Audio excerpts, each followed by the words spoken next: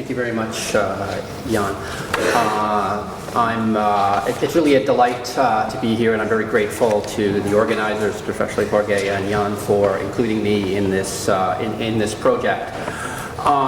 Today I'm presenting papers relating to Article 5 of the Compact, which really involves two separate obligations. One, the duty to prevent harm, and secondly, the duty to conduct an environmental impact assessment. The prevention chapter was written by Professor Duvek, but I'm delighted to be able to present it today. Because both of these articles represent existing customary law, my approach is really to look quite closely at Article 5 and consider the degree to which it represents customary law, the degree to which it's progressive, and then to some degree comment on areas that are unresolved and possible areas that require clarification. The article itself consists of 4 paragraphs addressing a number of interrelated issues. The first paragraph is the general duty to prevent harm regardless of its location. The second paragraph is a specific duty to prevent transboundary harm, including harm to areas beyond national jurisdiction. The third paragraph requires parties to undertake a prior EIA for any activity plan or program that is likely to have a significant adverse impact. And finally, the fourth paragraph requires ongoing monitoring of potential environmental effects as a matter of due diligence. Paragraphs 3 and 4 may be viewed as implementing the general duty of due diligence, but I think an important point that I'll return to is the extent to which they ought to be viewed as independent obligations and deserve to be in separate sections. Turning to the issue of prevention, the prevention principle, as Francesco has elaborated, is rooted in the classical maxim of sic uter tuo ud alienum non laetus, which underlies the tort of nuisance in common law and the civil law obligation of neighborhood disturbances, both of which require neighbors to use their lands in ways that don't cause unreasonable interference with their neighbors. Applied to states, the duty requires states to ensure that activities under their control or jurisdiction shall not cause harm to the environment of another state, but like its domestic counterpart, the obligation is relational. In the sense that it is balanced against a state's right of development to exploit its natural resources.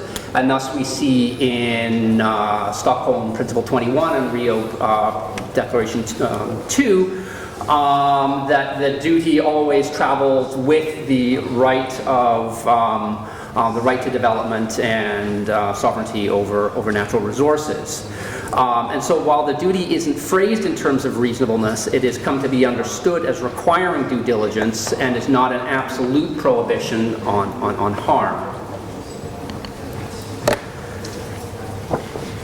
Professor Duvek very usefully, I think, identifies 3 definitional pillars that shape the contours of the duty of prevention.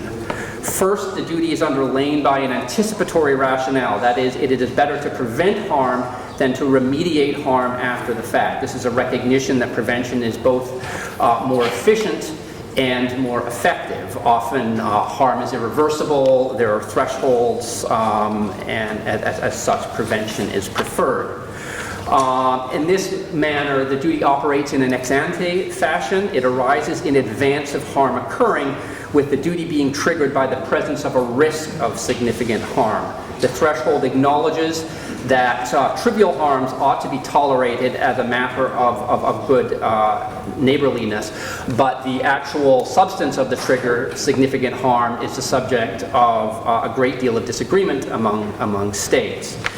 The anticipatory rationale also gives rise to the obligation to monitor on the basis that prevention of harm from ongoing risks requires a continuous effort. Importantly, the retrospective finding that harm did not in fact occur does not excuse the failure to take preventative actions. Second, the duty to prevent is an obligation of conduct, not result. It requires states to act with due diligence In essence, states must take all reasonable steps to prevent harm, which is necessarily a contextual requirement. This is reflected in paragraph 1 of Article 5, which requires states to take necessary measures than being an outright prohibition of harm, although I think some thought may be given to whether the term necessary is in fact the right word to use in the context. While contextual, the obligation is intended to be objective, requiring reasonableness. The extent to which state capabilities influence reasonableness is an open question. So to what degree is this obligation subject to differentiation based on development status, as is the extension of the obligation to a wider set of actors. And so to what degree does this obligation apply to international organizations and transnational corporations? The third pillar is the duty applies to transboundary harms to other states and to areas beyond national jurisdiction. There remains uncertainties in relation to the erga omnes rights of states to enforce duties in relation to global commons. In other words, what states have standing to pursue remedies when there's been harm to the global commons.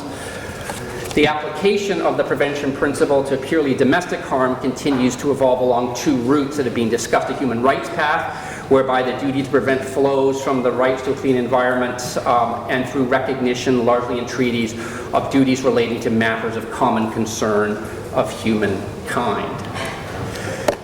With respect to the environmental impact assessment, again, it arises from domestic law, principally NEPA in the United States, but is represented very broadly. Virtually every state on Earth has an environmental impact assessment law. EIAs are found in numerous treaties and is well supported in customary international law by tribunals.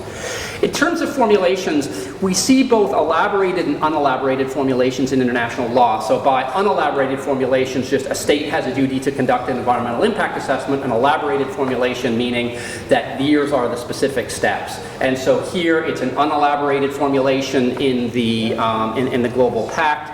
But I think it's clear that international law places greater constraints in terms of the requirements, the trigger of significance, the application to physical undertakings, the content, notification and consultation to affected states, right to public participation and monitoring. And I think a question that this raises is to what degree should the Global Pact actually specify the content of environmental impact assessments. I would favor specification because in the absence of substantive specification, I think procedural specification is actually quite necessary.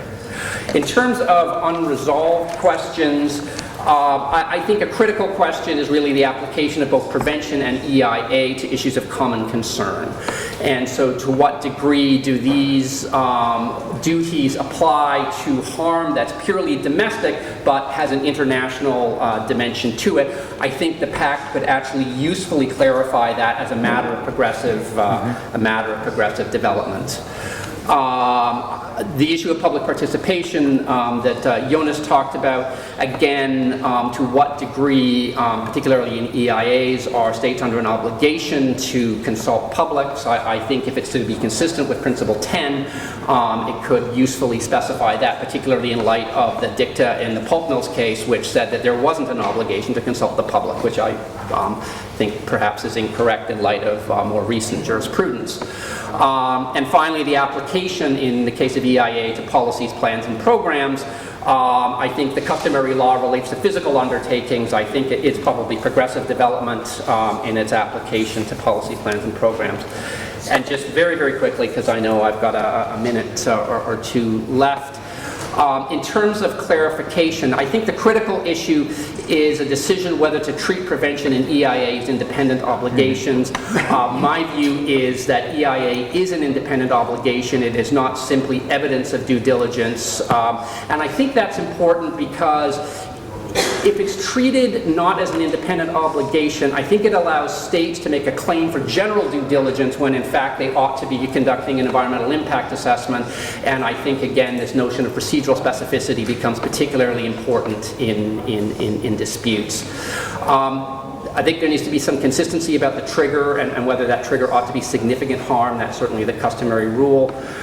In terms of the scope of the application to issues of common concern. Again, I'll just reiterate my point, but my concern of the wording currently is because it relates to, paragraph 2 relates to transboundary and areas beyond national jurisdiction, it may be read as a limitation on paragraph 1 and therefore may not include issues of common concern such as biodiversity and climate change. And so I think there needs to be some clarification if the intent is for a wider obligation to include issues of common concern.